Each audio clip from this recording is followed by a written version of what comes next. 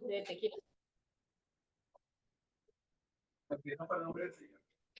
De vistear. Ro.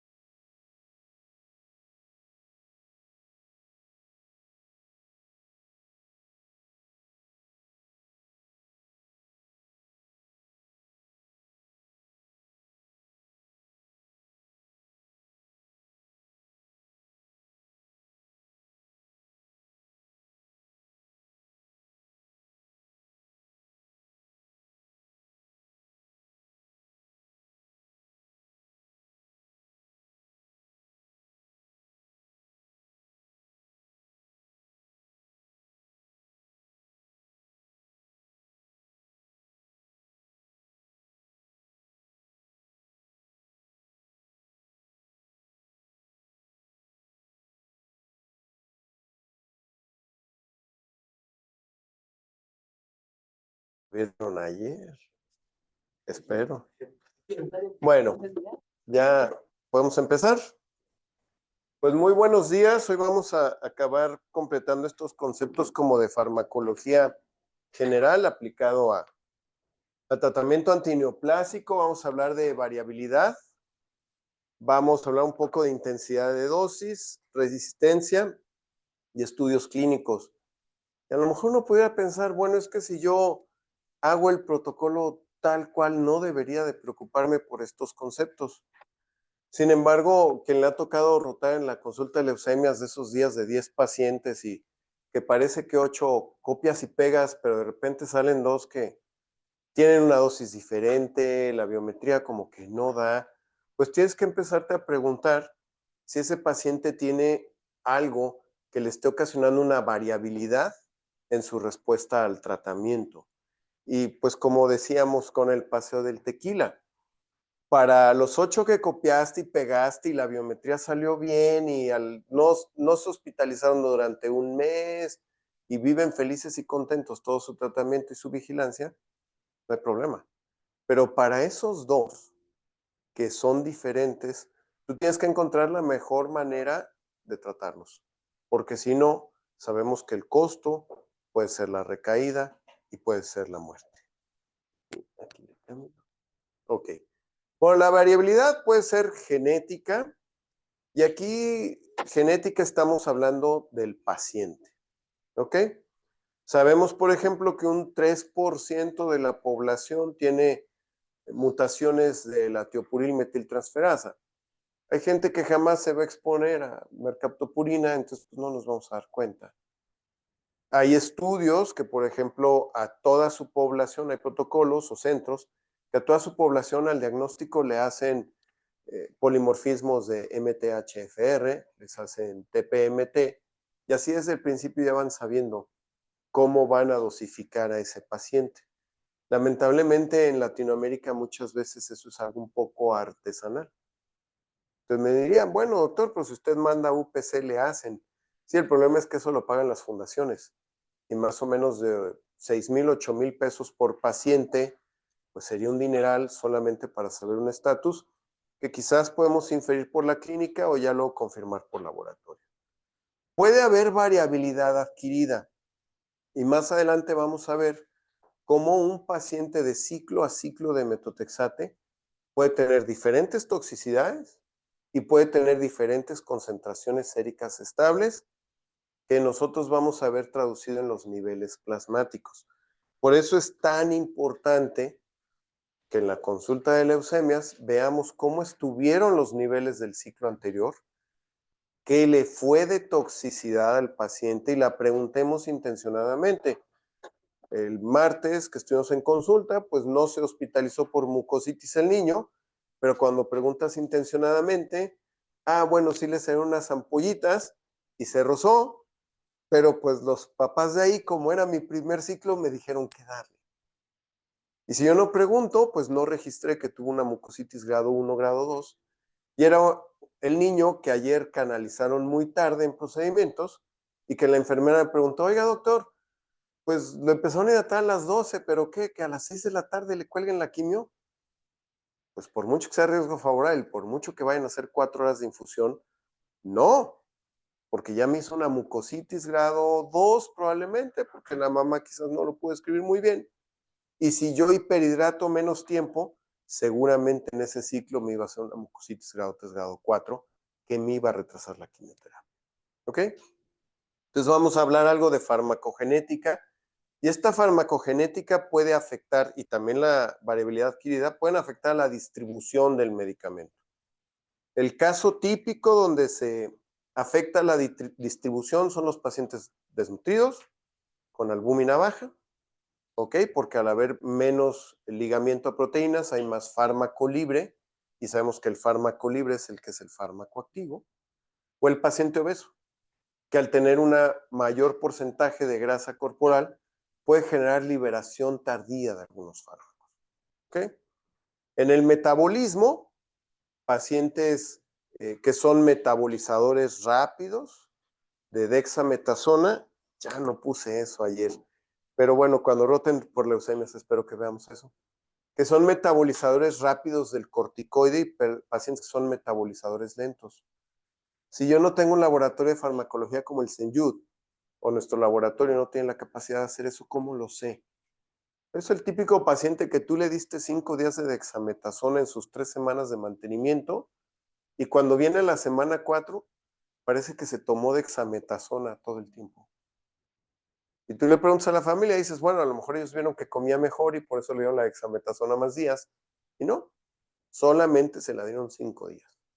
¿ok? Y el paciente te llega cachetón y te dicen que todavía una semana después de haber terminado la dexametasona tuvo un genio infernal, que seguía comiendo muchísimo. El metabolizador lento es el que tú le das la dexametasona en esas reinducciones que le da 7 días y parece que no le diste nada. Ni cachete tiene ni comió más. Y eso va a acabar haciendo diferencia en la supervivencia. Y curiosamente, va a acabar haciendo diferencia en la formación de anticuerpos contra L asparaginasa. ¿Por qué? Porque sabemos que los corticoides, aparte de antiinflamatorios, sobre todo aparte de antileucémicos, pues también son antialérgicos. ¿De acuerdo? La eliminación. Aquellos pacientes que les vamos a poner metotrexate y que no les pedimos las pruebas de funcionamiento renal. Y se lo pasamos y lo vemos en los niveles que eliminó tardíamente. Y tomamos una creatinina y se elevó. Y entonces nos está eliminando lentamente. O que simplemente enfermería no entendió bien las indicaciones de la hidratación o había poco personal y colgaron las soluciones más tarde. Hubo un rato que se quedó sin soluciones o no había camillero y se quedó mucho tiempo en procedimientos con una jeringuita y no se hidrató ese tiempo. Y entonces no estuvieron eliminando su metotrexate adecuadamente. O que el paciente con cisplatino no calculamos bien el manitol, o que tiene una obstrucción por un tumor y está reteniendo en vía renal. ¿De acuerdo? Entonces, la variabilidad puede venir de muchas maneras y nosotros tenemos que tratar de predecirla. Y por eso, antes de varios ciclos de quimioterapia, hacemos ciertos estudios de laboratorio que pudieran hablarnos de una variabilidad del paciente, incluso aunque previamente haya tenido funcionamiento normal. Bueno, la variabilidad genética es aquella dada por la herencia. ¿Ok? ¿Cómo afecta la herencia al destino del fármaco en el organismo? La respuesta al fármaco y en consecuencia también los efectos adversos. Teníamos pendientes estudiar inmunodeficiencia en Jesús Adrián, pero tampoco hicimos nunca una TPMT, si yo recuerdo. Es un paciente que en menos de 4 meses creo que estuvo 3 veces en terapia intensiva. ¿Ok? Entonces, probablemente él tenía alguna variabilidad genética que hacía que a dosis habituales para cualquier paciente él tuviera una toxicidad infecciosa tremenda. ¿De acuerdo? Y pues el ejemplo de la 6-mercaptopurina, a algunos les ha tocado ver los resultados en la consulta de leucemias. ¿Cómo voy yo a sospechar una deficiencia de 6-mercaptopurina de tiopurilmetiltransferasa o una mutación de tiopurilmetiltransferasa? ¿Alguien sabe?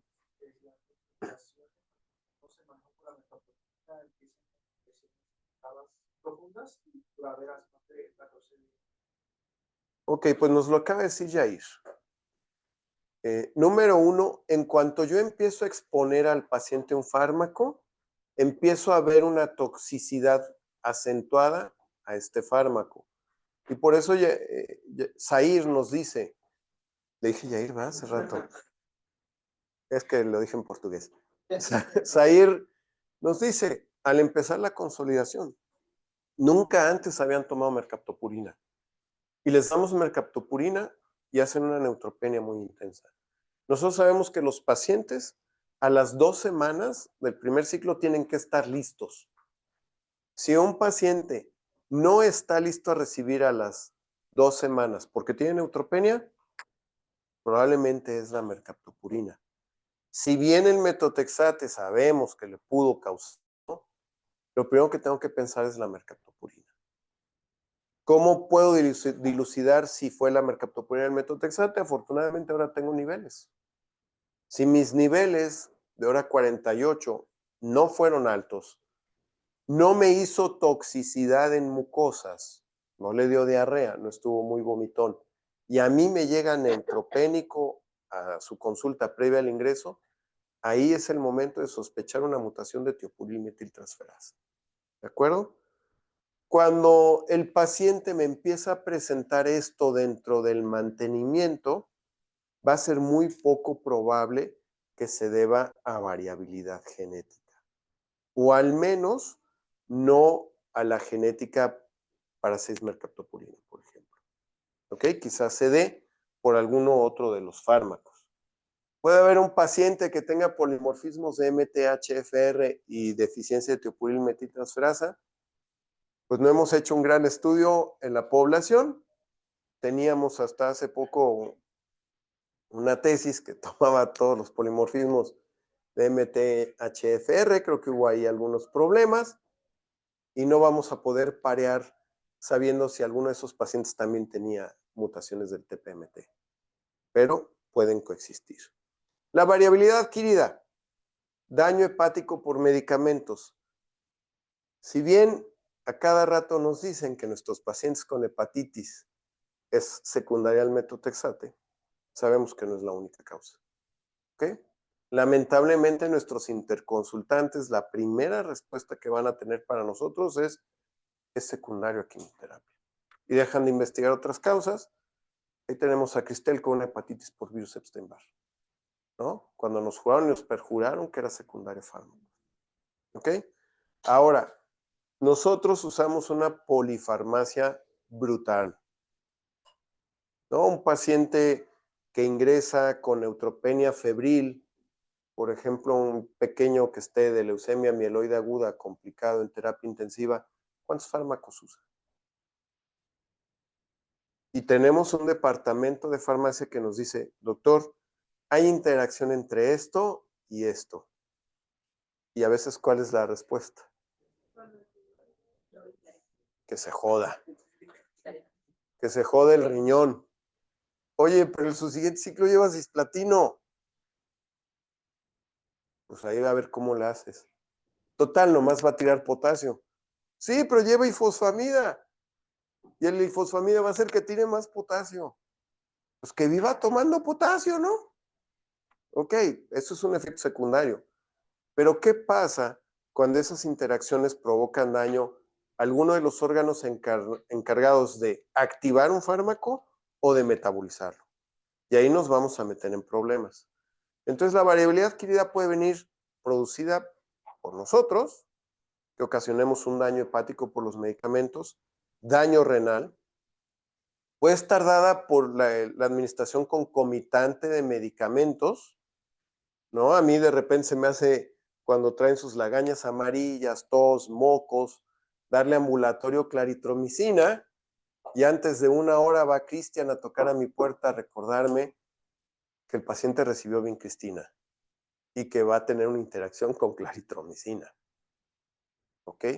O la vincristina y la asparaginasa, sabemos que administrarlas en conjunto puede prolongar un poco o retrasar la depuración hepática de la vincristina y dar más efecto neuropático. ¿De acuerdo?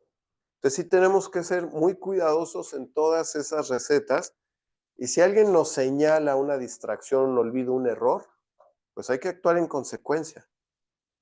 ¿Ok? La administración concomitante de alimentos, Cristian pasó con todos los adscritos, en el consultorio de leucemias pueden encontrar ahí pegado. Siempre hemos hablado de la leche y la mercaptopurina y si la administración nocturna. Incluso eso ha sido tan controversial, yo no sé si como pues somos oncólogos pediatras y los congresos de pediatría los financian las leches. Ha habido una gran cantidad de estudios para decir, no, no importa, tú dala como quieras, a la hora del día que quieras, no guardes esa distancia con la leche, no afecta a la supervivencia. Pero bueno, la toronja. La toronja, pues un paciente hipertenso, un paciente diabético que tome medicamentos Viagra nos lo va a decir. Pero, por ejemplo, imatinib. Afortunadamente, en nuestra población no sé por qué no le gusta la toronja, porque además es fabulosa para tratar el estreñimiento. Pero bueno, sí tenemos que ser muy cuidadosos y preguntar. ¿Ok? La obesidad del paciente, ya vimos los fármacos se van a distribuir diferente y entonces la obesidad del paciente, aparte de esa liberación tardía, ¿a alguien se le ocurre de qué manera alguien con sobrepeso puede acabar recibiendo menos dosis que la que le tocaba?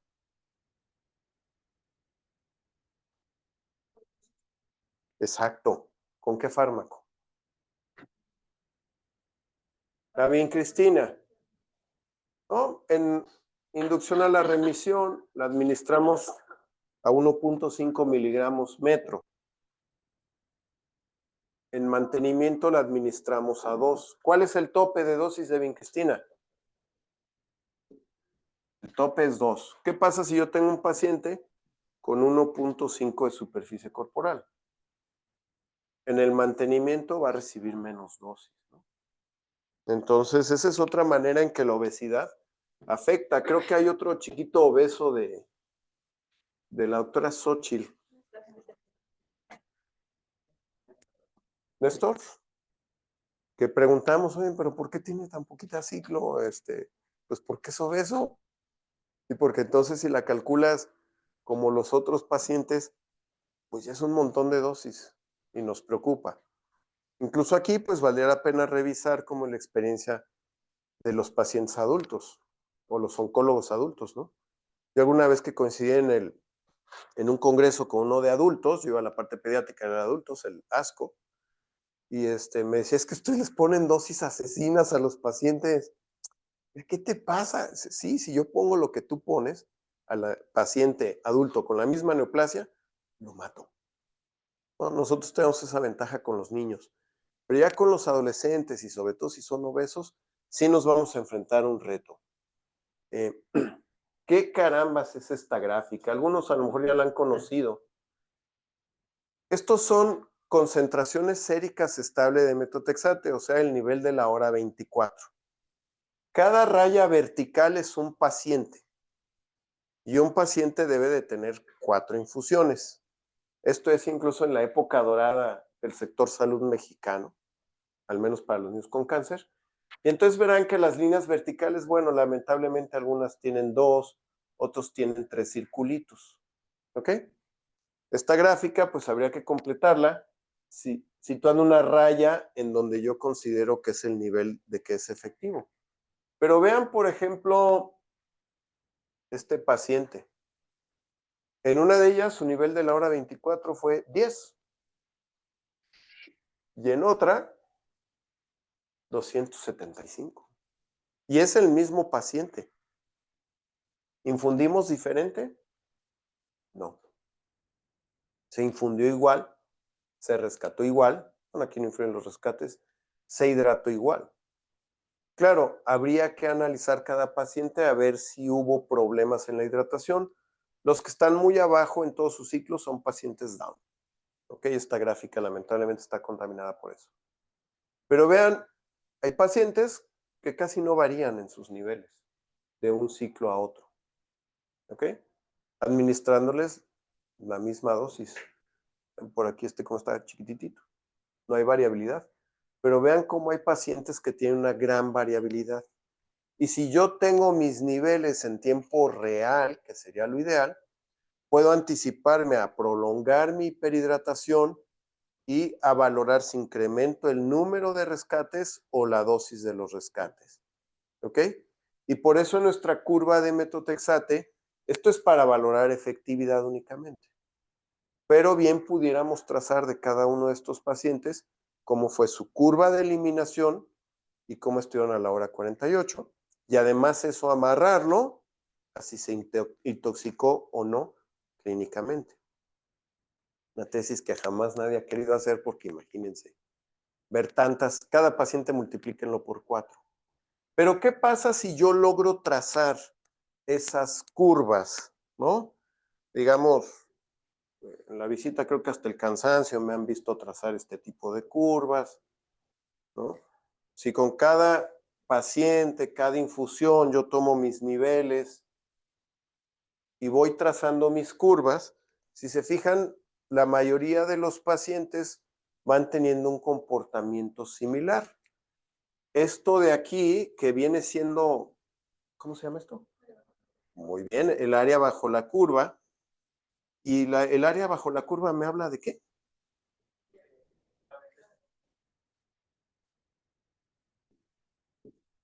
Concentración en el tiempo, ¿no?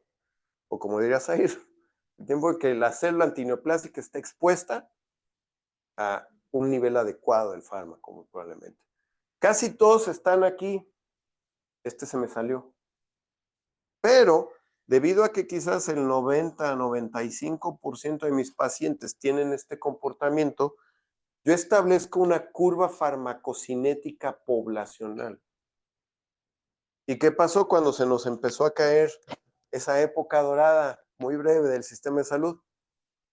Pues ya no teníamos niveles. Pero no importaba, porque ya sabíamos cómo se comportaban nuestros pacientes. Y cuando empezaba a ver uno muy vomitón, sabíamos que a lo mejor era este paciente. Y a él le mandábamos niveles. Entonces nos podíamos anticipar a su toxicidad y no darlo de alta con un nivel alto y que se nos intoxicara. Recientemente, desde el punto de vista didáctico, tuvimos la fortuna de tener 2 pacientes con situaciones muy similares. Niveles altos a la hora 48, que nos informan después de que se fueron de alta.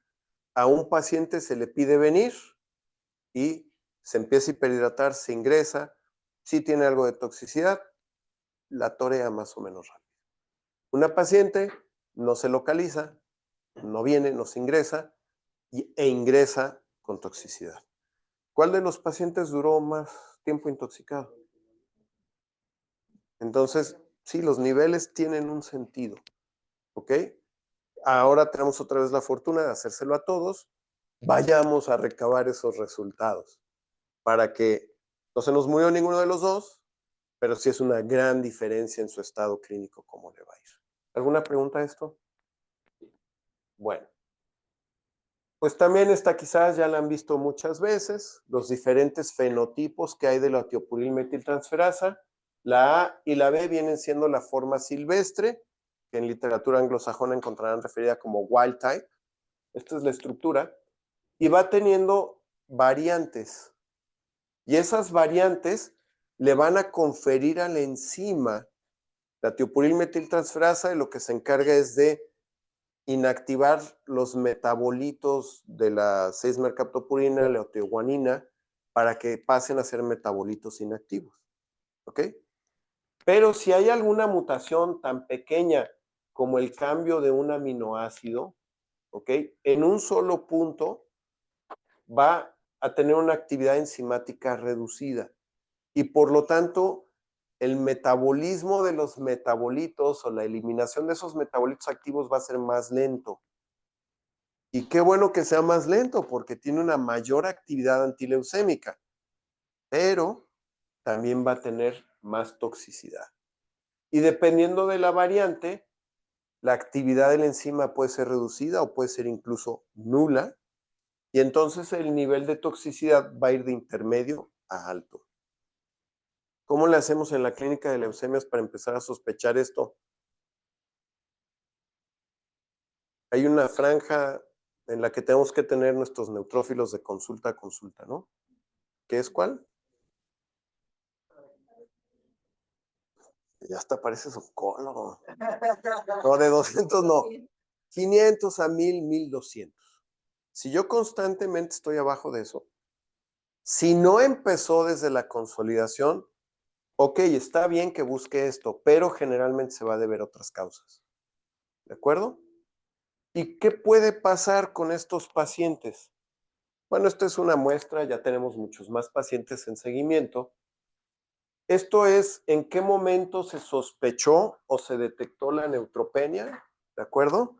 La paciente número 2 o la paciente 1 se ve bloqueado. La paciente número 2 fue tratada en otra institución y nosotros la conocimos en la semana 11. Pero revisando su historial previo vimos que siempre había sufrido neutropenias. Pero si se fijan, esto viene siendo el resultado. CC quiere decir la forma silvestre o la forma normal. CT quiere decir que es heterocigoto. ¿Ok? Y TT, creo que no tenemos a nadie TT.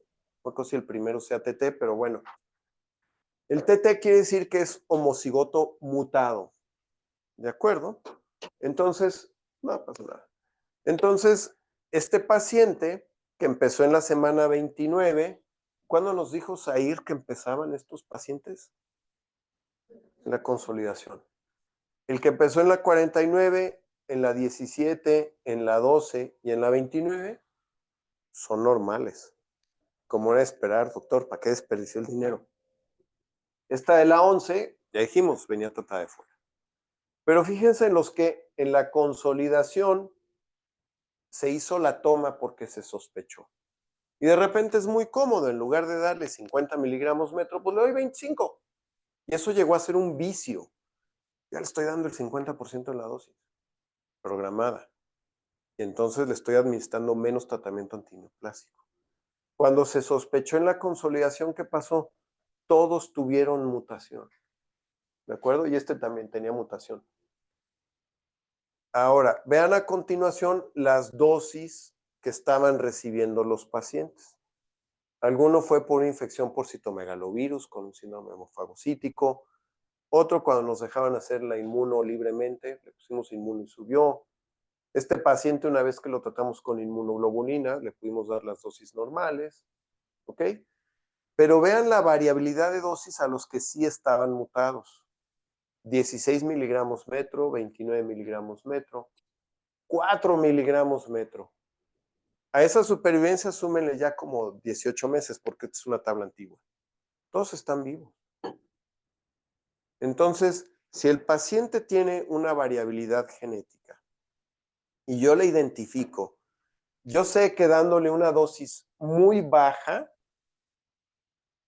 con estas franjas de neutros que estoy observando cada consulta, puedo conseguir que se mantenga vivo porque voy a tener un efecto antineoplásico adecuado. Si yo doy un tratamiento adecuado, puedo llevar al paciente a sus dosis normales y entonces hacer que sobreviva. ¿Ok? Pero si yo creo que tiene una variabilidad genética simplemente porque tiene neutropenia y no trato las otras causas, voy a someter a un paciente a una dosis subterapéutica y va a recaer. ¿De acuerdo? Creo que es parte de lo que ibas a hacer. ¿Sí? Ya lo está haciendo Catalina. ¿Alguna duda sobre esto? Entonces, variabilidades genéticas, si pueden monitorizar desde el diagnóstico, qué padre. Si no, hay que sospecharlas cuando inician estas toxicidades de manera temprana. Y perdón que les hable más de leucemias, pero es mi campo de acción desde hace 16 años. Unas leyes que a lo mejor tenían que haber ido en la primera clase. ¿Damos quimioterapia con un solo fármaco en algún caso? ¿Les ha tocado en alguna de las clínicas que solo den un fármaco? En neuro puro carbo, pero son pacientes de bajo riesgo, paliativo. ¿Y va solito o va con un inhibidor del factor de crecimiento epitelial? Entonces ya no le estamos dando solito. Y ustedes me dirán, doctor, pues ya los protocolos están hechos. Es más, en mi hospital uno mete el peso del niño y ya todo lo demás se calcula el protocolo para que no haya errores, porque todos son excelentes ingenieros de sistemas. ¿Ok? Pero nosotros tenemos que aprender unos principios básicos para construir un protocolo. Nuevamente, para cuando llegan esos dos pacientes que sean diferentes, yo sepa qué hacer. Entonces, la primera ley para hacer un protocolo de quimioterapia combinada es que yo agarre fármacos que solitos hayan demostrado ser activos contra la neoplasia. Pues ni modo que le pongas uno que no es activo. Bueno, en mucho tiempo en osteo se usaban esquemas donde con el tiempo se supo que 2 de los fármacos no eran activos contra osteo. Que estos fármacos que yo voy a juntar en un protocolo tengan diferentes mecanismos de acción. Y aquí quisiera regresarme a esa ilustración que tenía el fondo azul donde actuaba cada fármaco en el ciclo celular. ¿Ok? Para buscar que tengan además diferentes toxicidades limitantes de dosis. Y aquí me voy a tener este concepto. ¿Alguien sabe qué es la toxicidad limitante de dosis?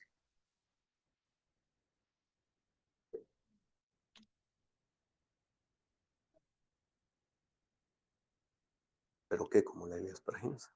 Ok. Otra de las leyes que no está escrita. Yo tengo que dar la mayor dosis tolerada en el menor intervalo posible. No les digo intervalo de tiempo porque los intervalos siempre son de tiempo. ¿Ok?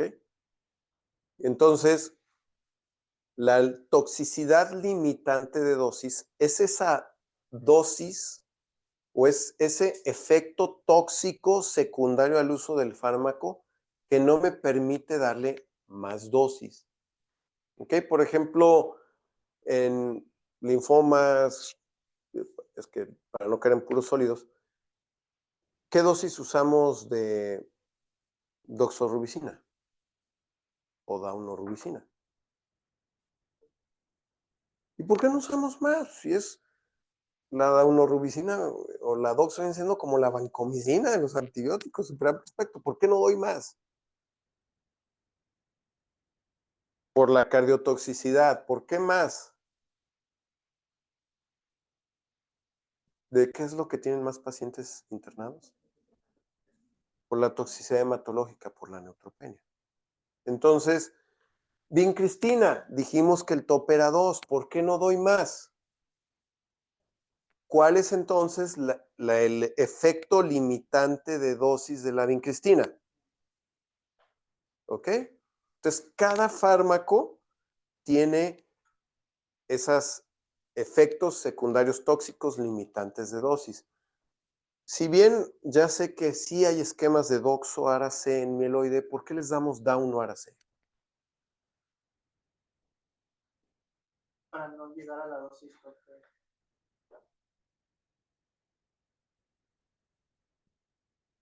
Por la mucositis. La doxorubicina, una de sus limitantes de dosis es la mucositis. ¿Y la citarabina? También. Y si yo las junto, es más probable que les dé que si la junto con dauno. Y si la junto con dauno, es activo, tiene diferente sitio de acción que el ARA-C, pero va a tener un diferente efecto limitante de dosis. Y fármacos con diferentes patrones de resistencia. Esas son mis 4 leyes que yo tengo que tener en mente cuando uso un esquema. ¿Ok? Y a veces, si no tengo un fármaco, pues voy a sustituirle por otro antracíclico cuando no teníamos aquí dauno. No sé si en algún mieloide se puso doxo ARA-C. ¿Y cómo les fue?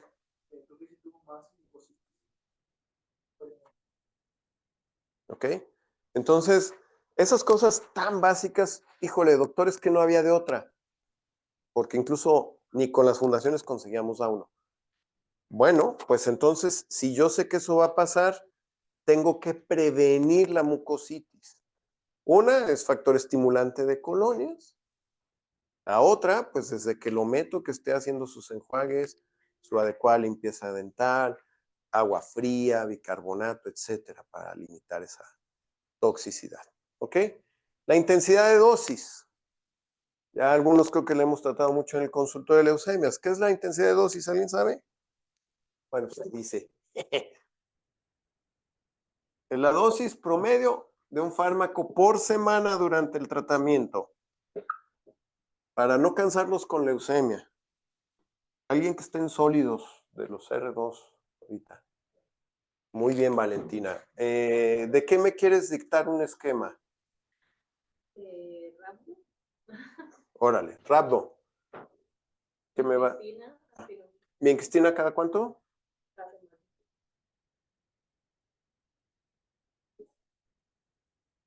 ¿Qué dosis?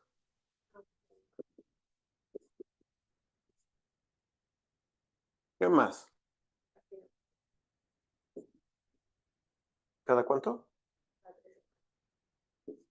¿A cuánto? 0.015 por metro por kilo.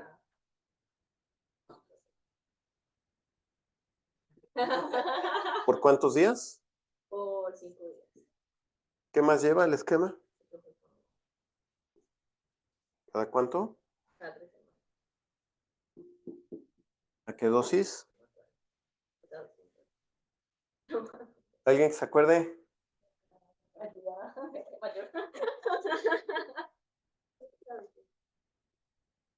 No es a 200. Si fuera Ewin, fuera 2 gramos. Ok. ¿Lleva algo más el esquema? Ok. Entonces, hice la dosis promedio de un fármaco por semana durante el tratamiento. Vamos pensando que al paciente le fue bien, no tuvo ningún atraso, y recibió el 100% de la dosis en el tiempo adecuado. Acá, no sé, tuvimos desabasto, no entendió bien la señora las indicaciones y pasó eso. ¿Qué porcentaje de dosis se habrá visto afectado?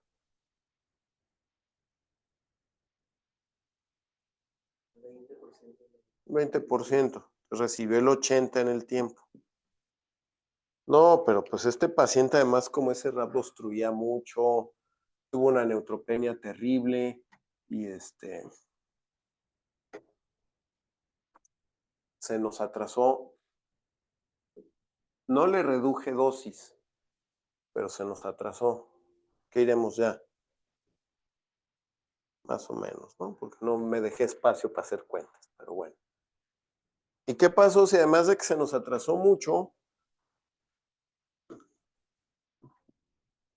como vi que me hizo mucha toxicidad, bueno, aquí la dosis era normal. Le bajé la dosis aparte. ¿No? Pues ya a lo mejor me fui al 30% de la dosis. Oiga, doctor, pero sí mantuvo bien la de la vincristina. Porque como estaba internado, pues les pusimos sus vincristinas de espera. Bueno, la vincristina sí la recibió al 100%, pero la actino la recibió al 50% y la ciclo al 50%. Entonces, el problema, y por eso no verán realmente artículos de esto, pues es que como usamos varios fármacos, tendríamos que calcular el impacto que tuvo cada disminución. ¿Ok? Pero sí tienen que tener claro que cada disminución de dosis va a afectar la posibilidad de supervivencia. Algún día en alguna conferencia oí que con una sola dosis de mercaptopurina que no le administres, un paciente tiene 3% más de chance de recaer. No sé dónde sacaron ese número, pero si algún día leen el expediente de Diego de Jesús Contreras Vélez, hay un análisis ahí de por qué recayó y van a ver cómo las neutropenias hacían que disminuyéramos las dosis y cuánto acabó recibiendo de mercaptopurina, cuánto acabó recibiendo de metotrexate, y por eso no es sorpresa que recaiga. ¿Ok? Aquí esto ya es muy viejito, de cuando está en el Infantil de México viendo mieloides, pero es la intensidad de dosis para citarabina. Las mieloides, mucho el éxito recae en las dosis de la citarabina, ¿no? Usando 3 gramos por metro cada 12 horas, el BFM hasta 6 dosis les pone, ¿no? Brutal. Bueno, vean cómo los pacientes que recibían una dosis, una intensidad de dosis de ARA-C mayor al 70%, tuvieron una supervivencia del 68%. Los pacientes que recibieron una dosis menor al 70% de lo planeado, la supervivencia fue menor al 30%. ¿Ok? Y era ese paciente que pues se ponía malo, no le resolvíamos, doctor, déjeme ir a casa. Ok, vete a tu casa una semana a descansar. Regresó, no había cama. Y entonces se tardó semana y media más y se fue atrasando. Aquel paciente que me secuestré y, ay, doctor, ¿me puedo ir? No, porque ya te toca otra vez tu quimio y pelas. Un compa que así me aventé 4 ciclos. No se fue al hospital en 4 ciclos. Sí, doctor Gallo, es usted horrible, pero está vivo. A los que les di vacaciones, cayeron acá.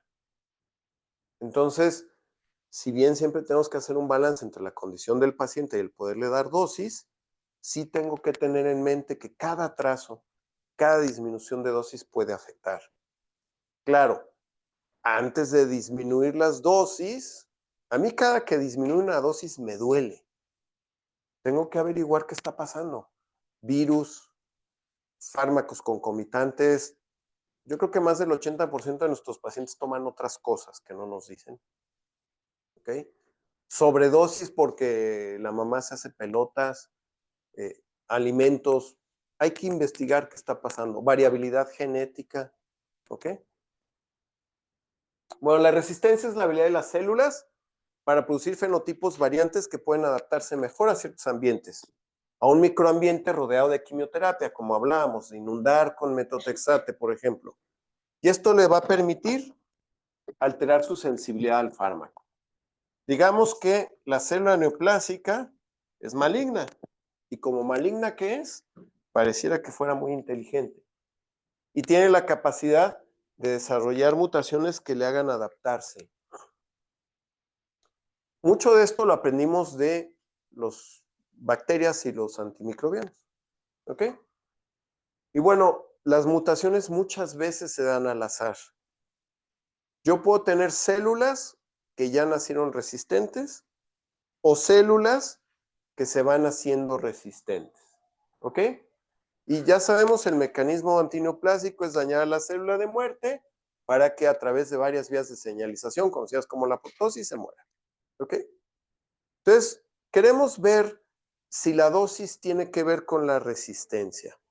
Y en teoría, incrementando yo las dosis, pudiera abatir las resistencias. Y antes dábamos unos esquemas de escalamiento de ciclofosfamida. Empezábamos a 2 gramos por metro y acabamos en 4.5 gramos por metro. ¿Ok? Con la teoría de ir escalando la dosis para ir eliminando las clonas resistentes. Las dosis bajas, ¿cómo afectan? Les ha tocado probablemente ver estos pacientes que recibieron dosis bajas de esteroide por algún motivo, luego resultó que tenían leucemia, entraron de manera tardía en la remisión completa y su supervivencia fue menor. ¿Ok? O aquellos pacientes que se les diseñó un esquema para que fuera menos tóxico y que finalmente con el tiempo recayeron. ¿De acuerdo? Entonces sabemos que dar menores dosis va a generar resistencia. Y la resistencia es una competencia entre el crecimiento y la muerte celular. Ayer en ciclo celular decíamos, un tumor proliferante es muy sensible a quimioterapia. Un tumor que no está proliferando es resistente. Por eso, una urgencia compresiva dada por un linfoma, pues que no pande el cúnico, le ponemos su esteroide, se le bajaron las bolotas del cuellote, del mediastino y el chavo ya está listo para irse a casa. Pero si tiene una urgencia compresiva de un sarcoma o de un neuroblastoma, a ver qué haces en 6 semanas. Porque el tumor no le va a bajar nada rápido. Incluso en los centros que tienen radioterapia, el abordaje de una masa mediastinal en la que se sospeche que puede ser neuroblastoma o sarcoma, la primera opción de tratamiento es radioterapia. ¿De acuerdo? El reclutamiento celular que les medio mencioné ayer. Meter a esas células en reposo al ciclo celular para que sean más sensibles. ¿Cómo lo puedo hacer? Con estimulante de colonias. Incluso ha habido en la historia esquemas de leucemia mieloide aguda donde se administraba en conjunto con estimulante de colonias para hacerlas más sensibles a la citarabina. Había un protocolo que era el UCLA. El fraccionamiento. Ok, dar la quimioterapia 2 veces al día en lugar de darla una sola vez. Esto lo usamos en algunos esquemas de citarabina, pero también los usamos en esquemas de radioterapia. La radioterapia hiperfraccionada, que probablemente lo se van a encontrar leyendo por ahí. La resistencia genética pareciera que puede ser relativa, no siempre es absoluta, aunque dependiendo de la célula y de las mutaciones que tenga, a veces puede ser definitiva. ¿Cuándo la vamos a sospechar? Cuando el tamaño tumoral no disminuye a pesar de dosis terapéuticas. Obviamente, si yo doy quimioterapia a bajas concentraciones, voy a ocasionar mayores resistencias. Doctor, pero yo le di lo que estaba descrito en el protocolo. Este año no les puse lo de las curvas de crecimiento poblacional para no hacerles pelotas. Son osteosarcomas. ¿Ok? Este es un tumor de un paciente y este es el tumor del otro paciente. Entonces, si yo doy una dosis, no sé, vamos a decir 100. ¿Realmente todas las células recibirán la misma dosis? Y antes les explicaba la teoría de la rocaleta, ¿no? La población del centro fue la original, empezó a crecer, luego es esta, entonces esta entra en reposo. Y esta es la que crece. Una vez que crece tanto que ya existe estas dos están en reposo y esta está creciendo. Y así sucesivamente, como pasa en las ciudades, ¿no? El centro abandonado, económicamente pobre y las periferias residenciales, no todas las periferias, creciendo, bollantes, con gente joven, con mucha actividad económica. ¿Ok? Pero si mi población es así, pues aquí fácil, con 100 ya maté un buen de células. Aquí con 100, con suerte, maté a las de afuera en el primer ciclo. En el segundo ciclo ya se activaron estas a dividirse y las mato. En el tercer ciclo ya se activaron estas y las mato. Y aquí quizás en 2 ciclos ya conseguí esto. Y acá me tardé quizás 4 ciclos en llegar a esto. Ahora, cuando teníamos 2 residentes, pues la variabilidad no era tanta. Vean la sala hoy. Hoy hasta tenemos variabilidades en acentos, nacionalidades, géneros, edades. Yo he tenido residentes de mi edad. Hace 5 o 6 años decía, ¿cómo vas a ser guardias? Yo ya no puedo desvelarme, a menos que me vaya de fiesta. Y aún así. Entonces, al tener una mayor población, tengo más variabilidad y por lo tanto tengo más posibilidad de tener mutaciones. La mitosis dijimos que era el fenómeno por el cual una célula daba origen a 2 células genéticamente idénticas a ella. Falso en cáncer. El problema en cáncer es que cada mitosis puede haber mutaciones. Y entonces, si yo tengo esta población donde hay más mitosis, déjenme agarrar mutaciones.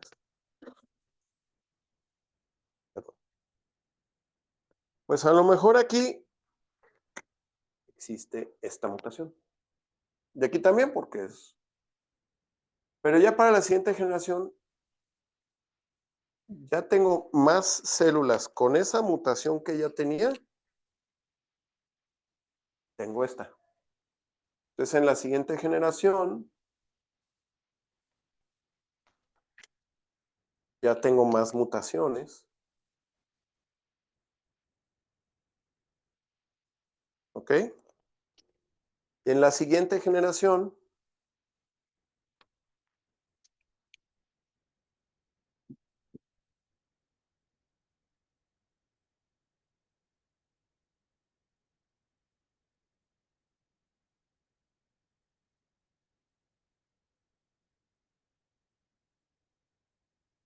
pero el problema es que también empiezo a tener células.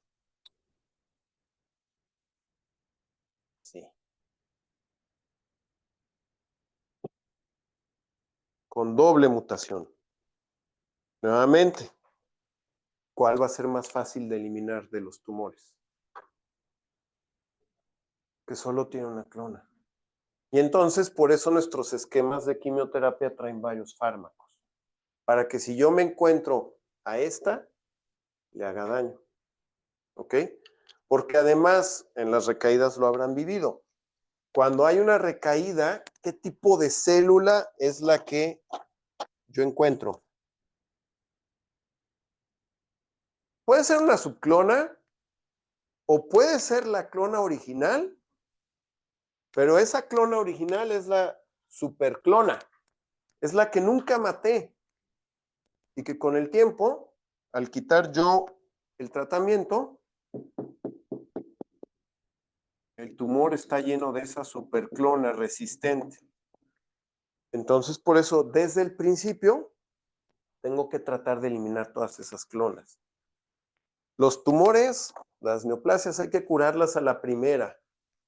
A la segunda es muy difícil y en algunos casos imposible, dependiendo de la neoplasia. Bueno, es un poquito más de lo mismo. Aquí en teoría, si yo doy una dosis mayor, la célula normal incluso se repone más, ¿ok? Pero llega un momento en que la célula resistente ya no la elimino. Esto, pues, es un poquito más de lo mismo. Y en teoría, un paciente que yo no trato logra una mayor muerte conforme más dosis doy.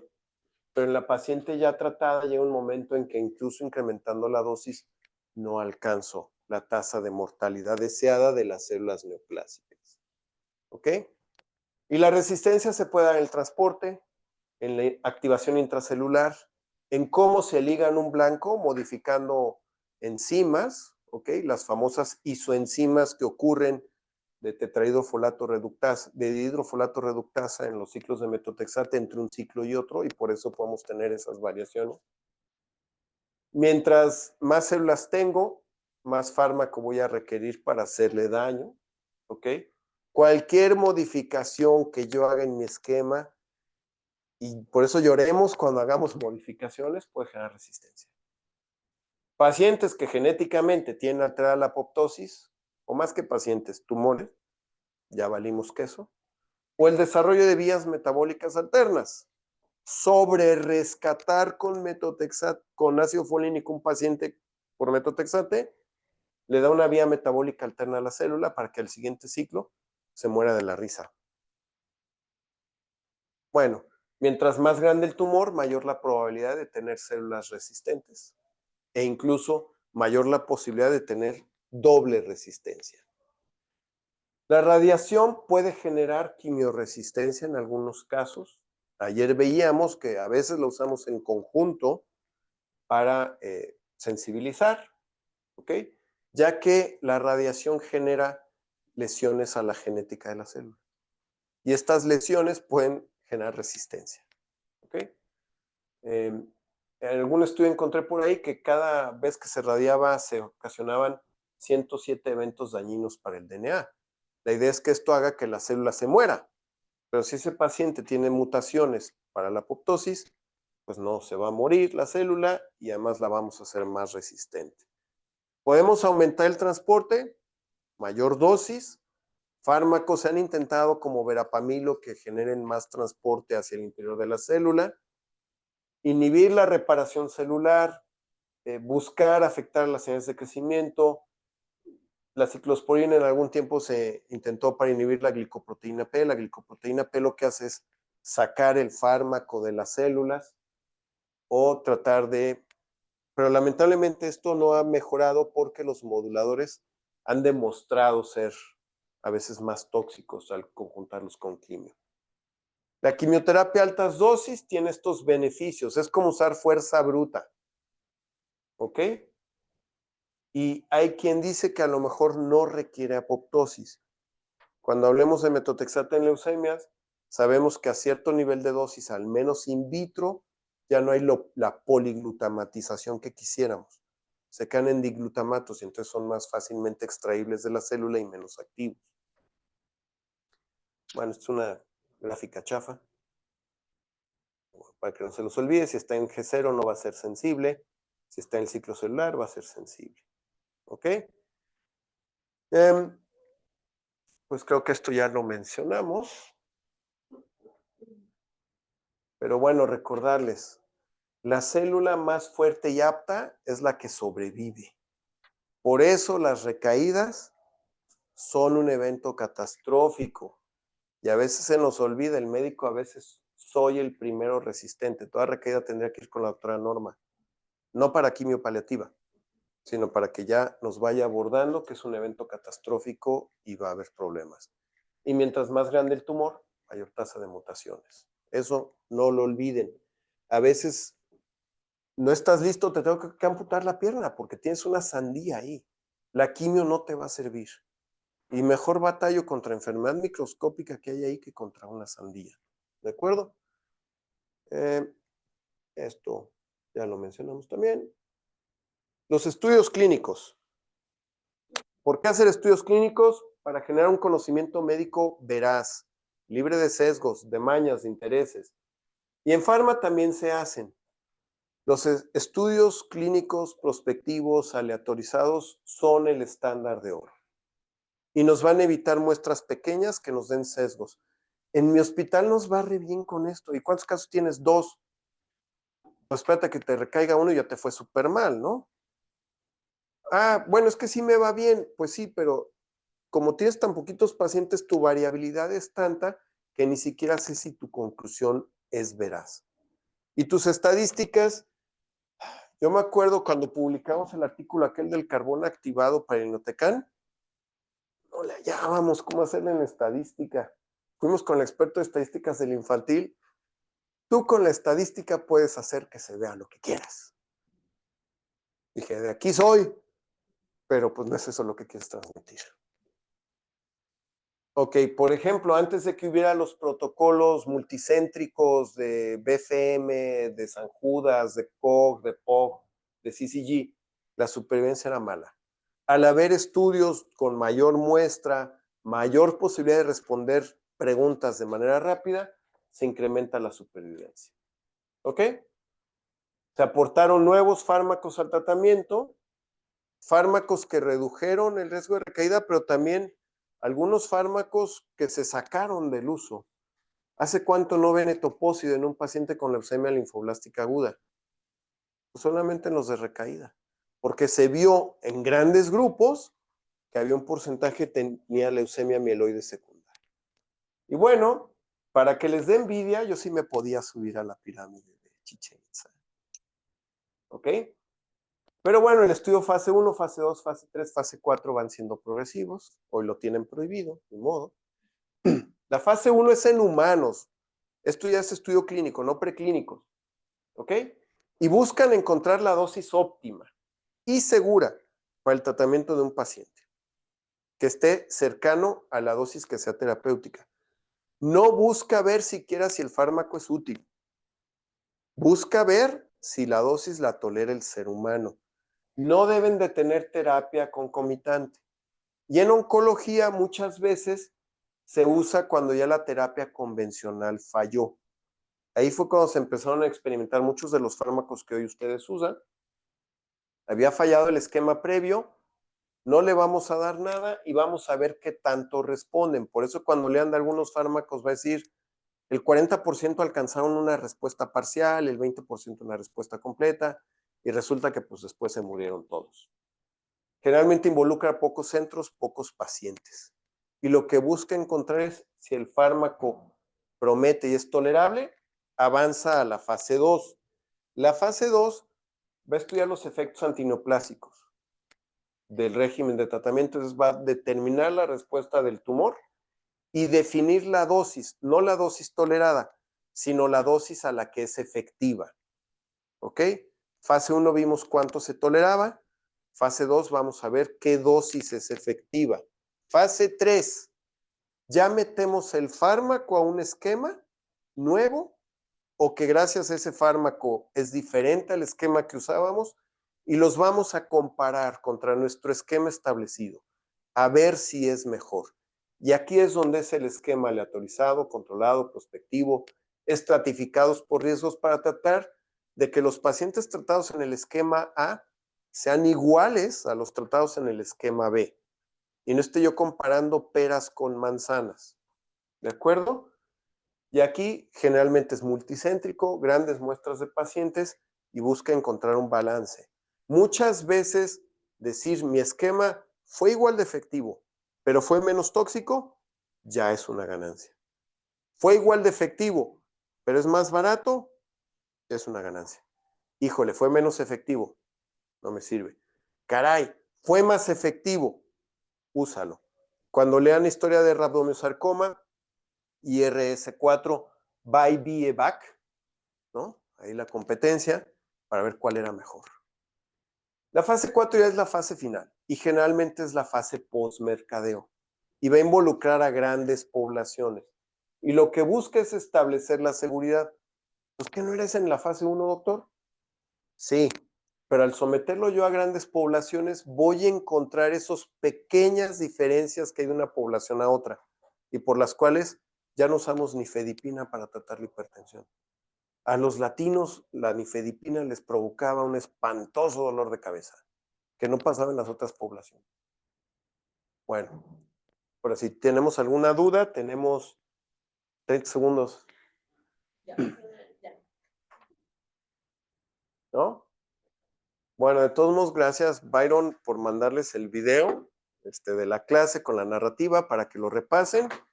Y el martes entonces sí ya empezaremos a ver los fármacos o los grupos de fármacos de manera individual. ¿Ok? Muchas gracias. Ya me iba yo.